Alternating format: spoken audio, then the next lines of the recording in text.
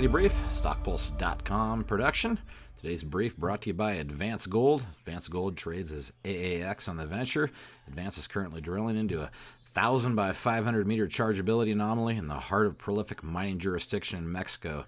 The Tabasquina project in Zacatecas state, where 10% of all silver mined has ever come from.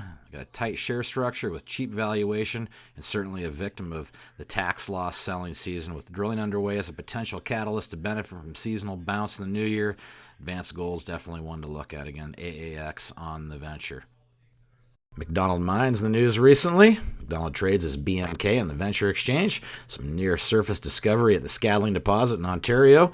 Got with me now President CEO Quentin Yarie. Hey, Quentin, appreciate you taking a few minutes here. Why don't you run us through the highlights of the news here? It looks like some pretty good first holes you're releasing. Today's press release focused on a number of holes from our 24-hole drill program. The best one today was hole number 22.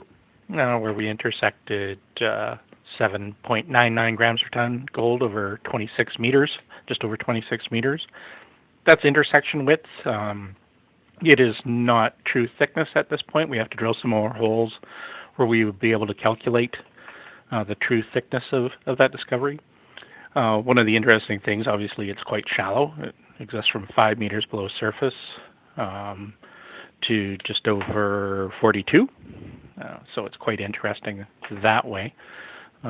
This property, what we have here was a past producer, and that hole, which has not been the best hole on the property, the best hole on the property was our first hole, which was SM19-001. And so we've been drilling on this historic operation to prove that it has a much larger footprint than initially thought, and our geologic model has changed significantly. So historically, people had looked at this. The grades were good with the past producing operations, producing an average grade of just over 7 grams per ton with approximately 1% copper. But with a resource historic and unproven of approximately 120,000 ounces, we believe that's obviously a much bigger picture here. Currently, we're drilling over a strike length and width of over 500 meters square. So obviously much bigger picture for us, and that's what we're moving ahead with. Tough to put a timetable to the next results, I'm sure. Well, right now we're waiting on results, and I'd like to say I know when labs provide us results, but they'll come out as we get them. Okay, before I let you go, maybe a glimpse into 2020? Initiated a larger drill program, so we've expanded this drill program based on what we intersected. We'll also be doing some geophysics in January, some IP, just to better understand the structures that we're seeing here. So we'll be working through the winter. Okay, appreciate that update. Quentin Yarie, CEO, MacDonald Mines, BMK on the venture. Then caught up with Alan Barry Labacam, had him run through the results. Hey, Rob, the first thing that caught my attention on MacDonald BMK was the 7.99 grams per ton of gold over 26 meters right at surface.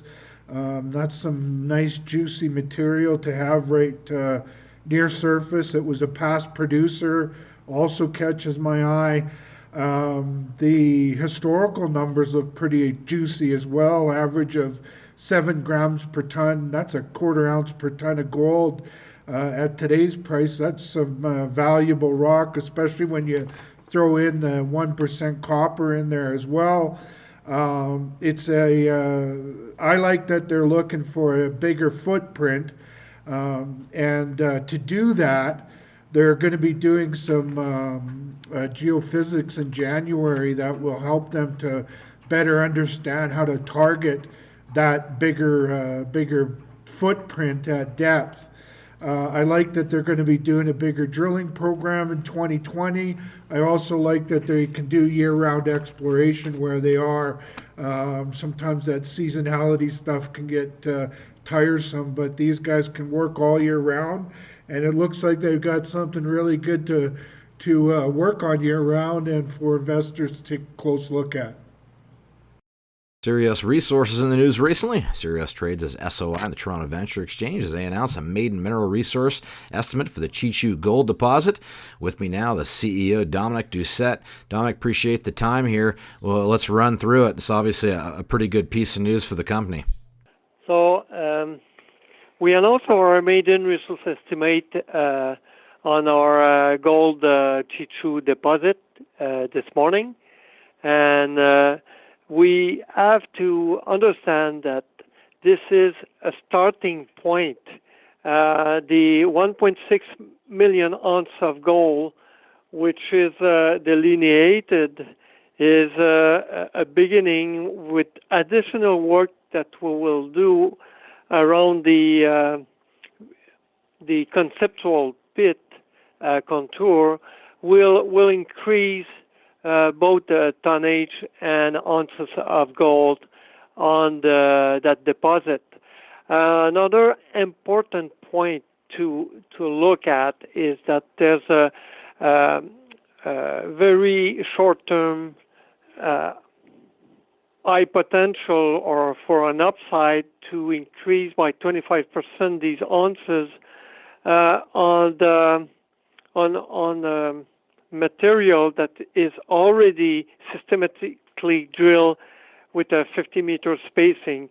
That mineralization is on the Chichu property. However, to access it in a case that there's an open pit being dig, we need to start the pit on the neighbor's ground. So that's why we indicate that with at least a minimum of a collaboration agreement with the neighbors, we could access easily to an additional 25%, which is a bit more than 400,000 additional ounce of gold, which means that we have at least on our ground a potential of 2 million ounce on the property.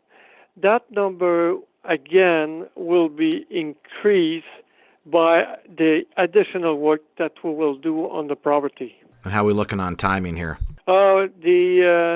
We anticipate a future diamond drilling program for the winter, which is just beginning. So in the first quarter of 2020. We will design the drilling program to increase the tonnage and ounce on the property, and it's quite relatively easy for us to design such program to have an optimal result. Okay, appreciate that update. Dominique Doucet, CEO Sirios Resources, SOI on the venture, then caught up with Alan Barry Labacam from the Alan Barry Reports, and here was his take on the resource estimate.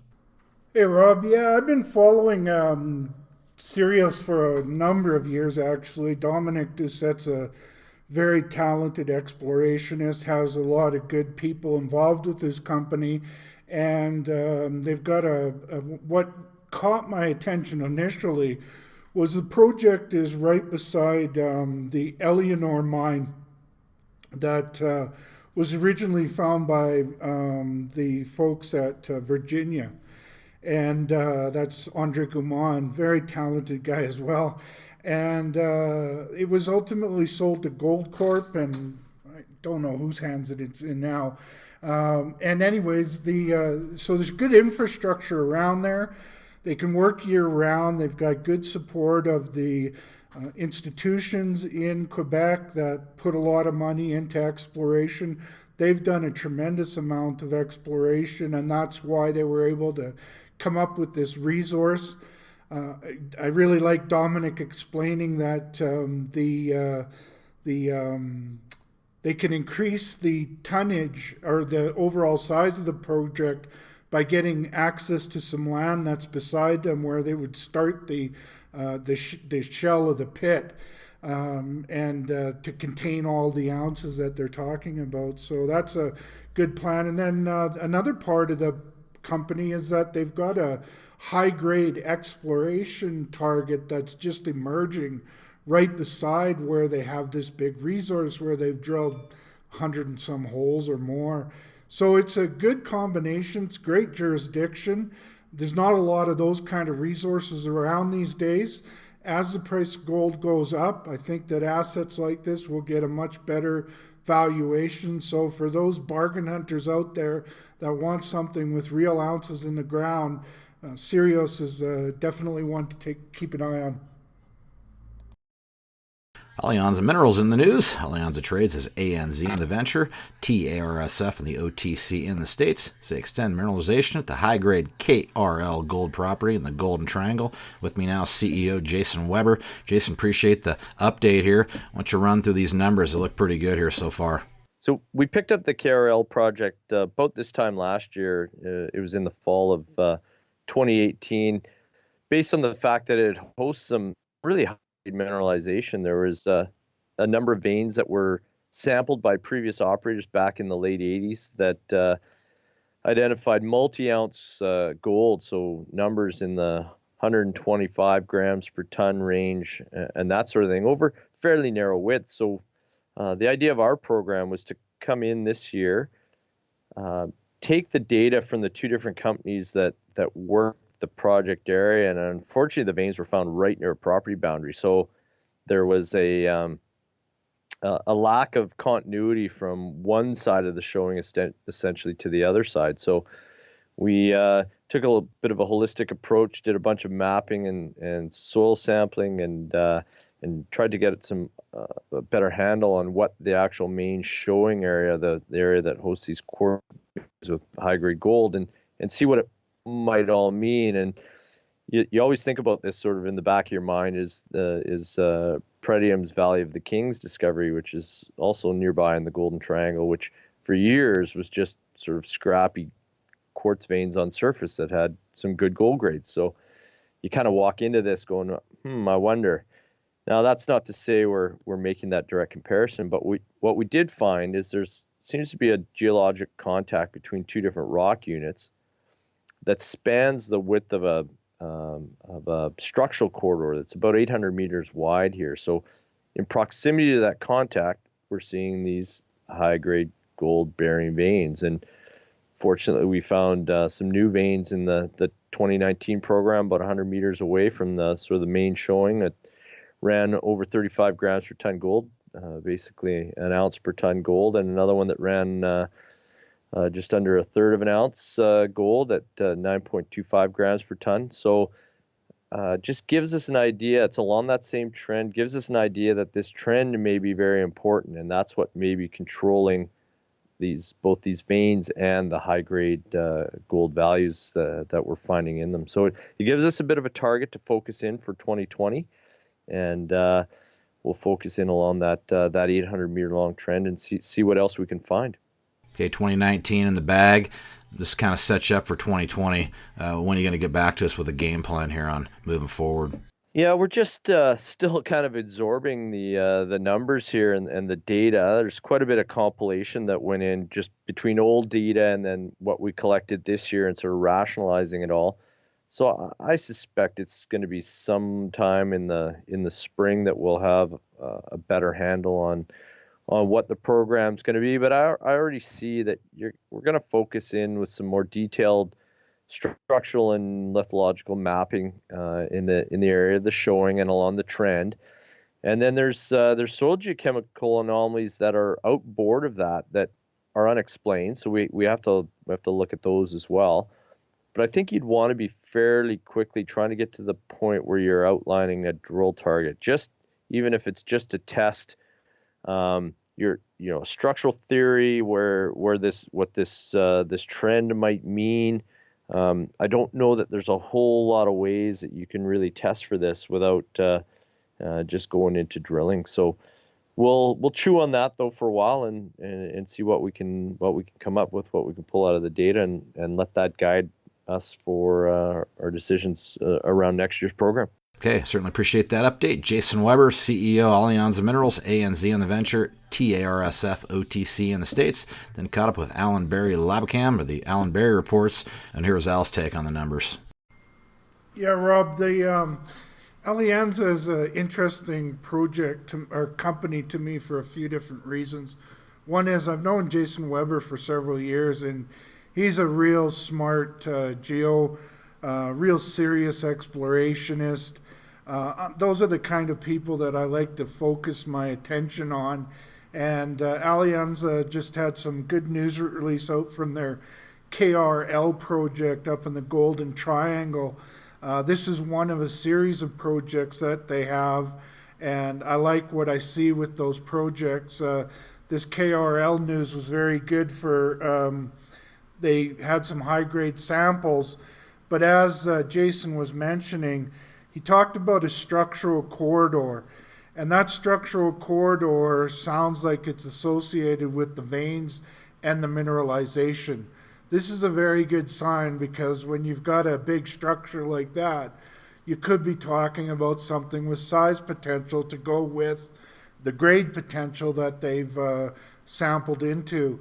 Sometimes often I'm really careful with sample results, because, with a lot of guys, sometimes that can be selectively sampled with a geo with sharp eyes, but I know Jason is a serious explorationist, so I have confidence in the samples that they've taken and the grades, and most importantly, the potential to find those kind of grades in the drilling. So, yeah, it's another of a series of good projects that they have.